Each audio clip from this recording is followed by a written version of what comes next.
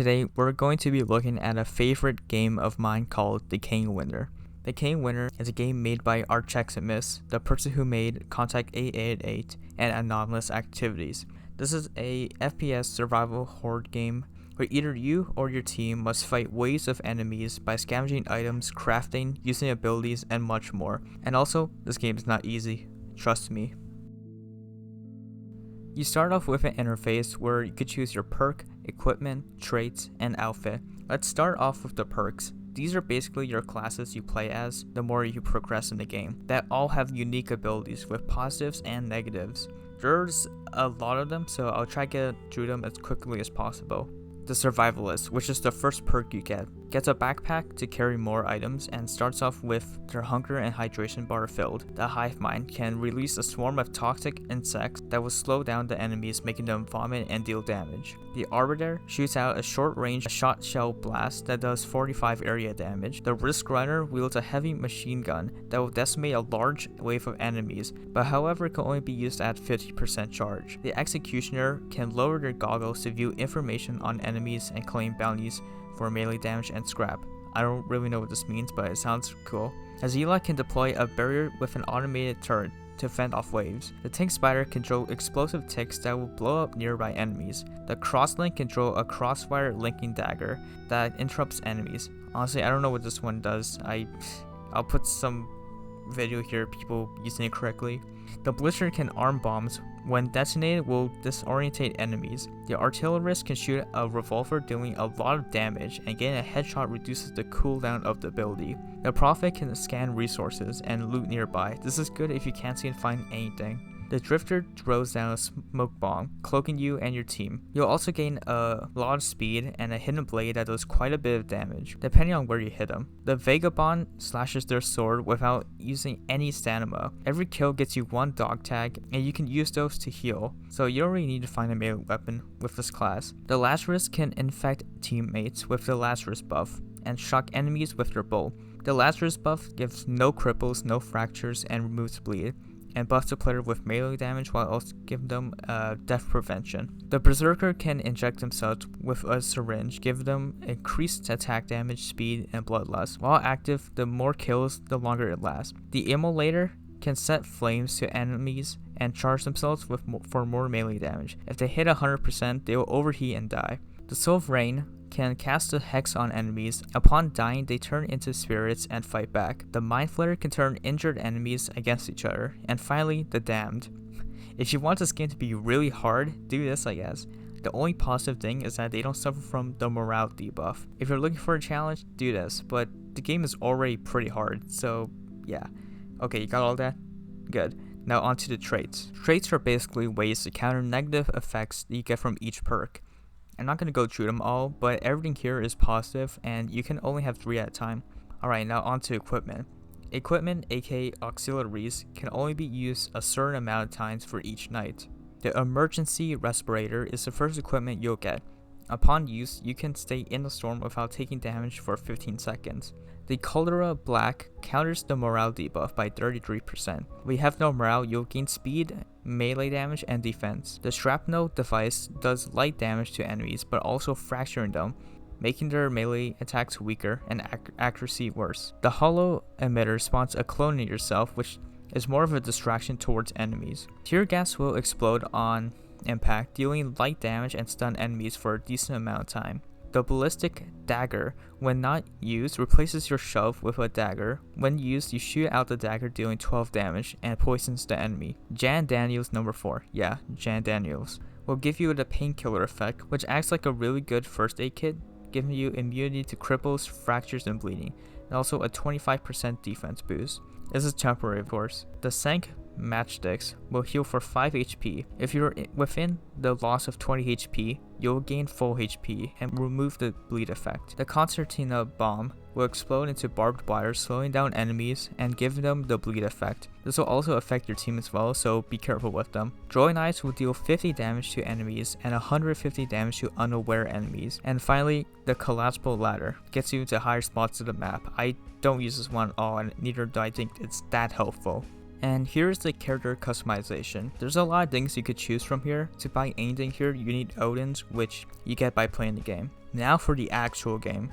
When you spawn in, you need to go out and scavenge items around the map to fend off hordes of enemies each night. You'll have these turrets that will shoot at enemies when they come close to the base, then during a wave attack, will power down. The movement is really smooth in this game with the mantle feature. If you run for a long time, you will gain an exhaust debuff that slows you down until you can catch your breath again. Enemies will roam during the scavenging part of the game, and they are quite tough. Killing them is almost a necessity because they drop food and drinks. If you don't keep these up, you'll lose stats for the time being, like less movement speed, defense, and melee damage. If you do nourish and hydrate yourself, you'll gain the stats instead of losing them. It is annoying how fast your hunger and thirst depletes, almost like you don't have that much time to scavenge for items because you're out killing enemies just to keep those stats up. You will find an assortment of materials from health supplies, melee weapons, guns, throwables, traps, stimulants, and affection items.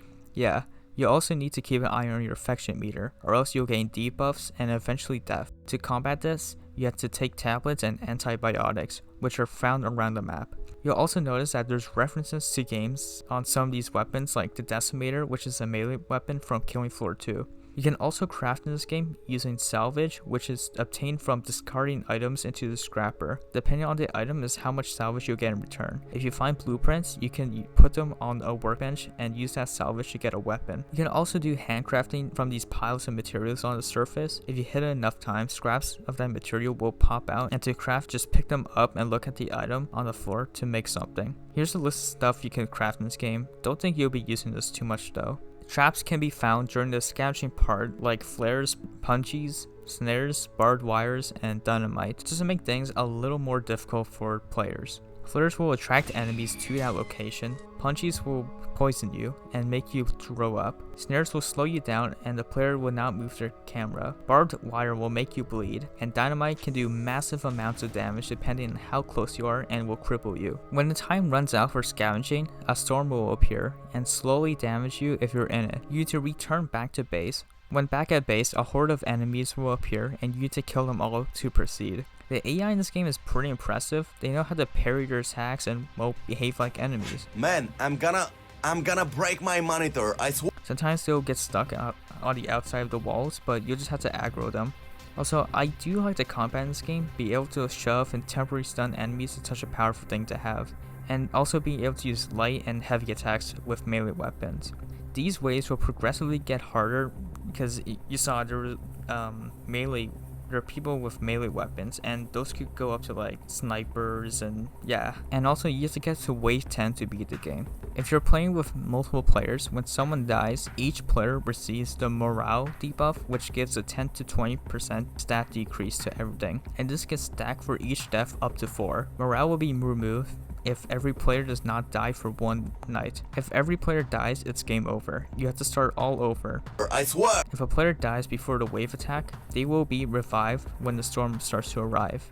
This game has a beautiful array of songs used. This isn't original material, but it fits so well with the atmosphere of the game. Even this Easter egg that plays the Cyberpunk song.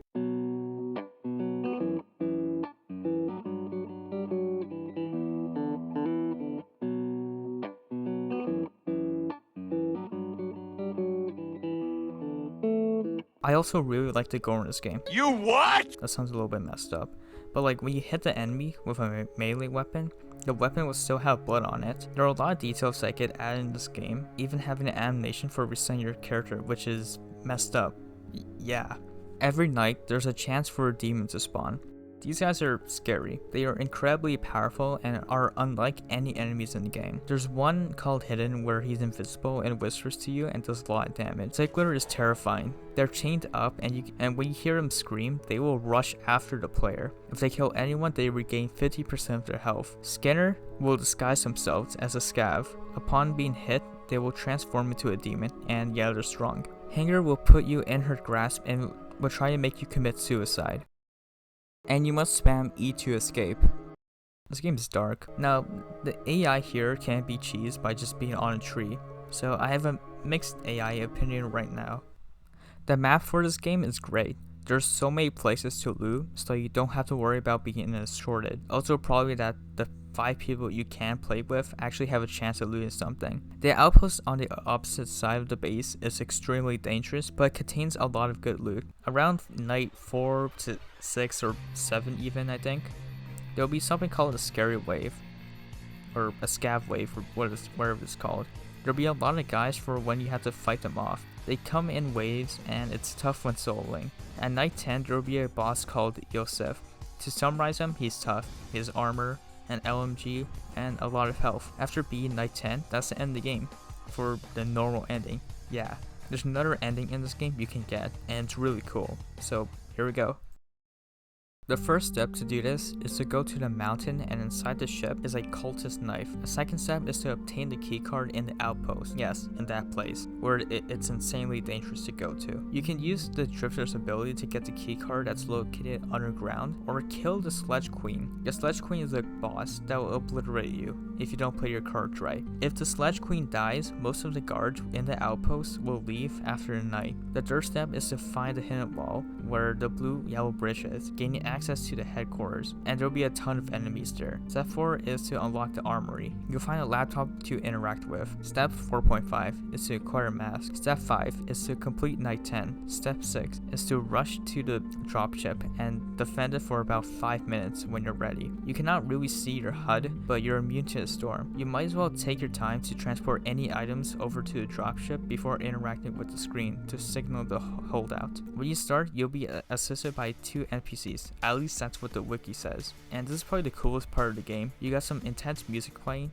The visuals for this are amazing, and honestly it seems quite manageable. After the 5 minutes are over, credits will start playing. That was a really cool alternative path, but I feel like the credits popping out is a little underwhelming. Maybe instead you get like an animation of the dropship leaving, then pop up the credits. I mean, it would be slightly better. There's another game mode called Last Stranded. This is more of a holdout game that depends more on salvage and more guns and ammo. There's really cool mechanics to this where you can purchase upgrades for your base and fabricate items. Also, there are no enemies during the scavenging phase, so you can freely go and search for loot. However, if you come close to the base where you were before in the other game mode, you'll get shot. However, there is some high tier loot in there. There is no infection, so any of the medication you find, I guess you could scrap it. During the attacks every night, there will be a symbol where the enemies are coming from, thankfully. You need to protect this person in the middle. They have a lot of health but can die easily if overwhelmed. You'll gain salvage for each kill and defending waves. Every 10 waves, a boss will spawn, and it's from the many possibilities of what it could be, from a scav wave to the demons attacking. I do like this game mode. It allows the players to be more free of their will and something that's a little more arcade-like. There's also one more thing I'm gonna add here, and that's the pledge button on the menu. When you reach level 100, you can pledge and receive 100 bonds, which are used for customization. You will reset back to level 1, which means you'll have to grind perks again, so pick wisely for what you want in your character. In conclusion, Decaying Winter is a masterpiece of a game, with the way how it tackles a horde survival very ideally. The level of difficulty makes for a challenging experience and encourages the player to play more strategically and to come back to try again. The amount of perks and equipment you could choose from is insane, so you could really try something new for every run. The amount of detail that goes in this game is unreal, from bloodstain on your weapons to an animation for resetting your character. There are a lot of enemy types that are all unique in their own way, with such great AI, maybe apart from the demons. The songs, although aren't original, fit very well in this game. The Last Stranded game mode gives players a more playful experience with more guns and a different playstyle. There are really no major complaints for this game, just an issue for the hunger hydration bar, the playing fast, the true ending that feels underwhelming, and, well, demon AI, because you can cheese them by just being on a tree. Nevertheless, the game is still something that a lot of people should try. It's not supposed to be beaten on the first run, but this game is still quite amazing.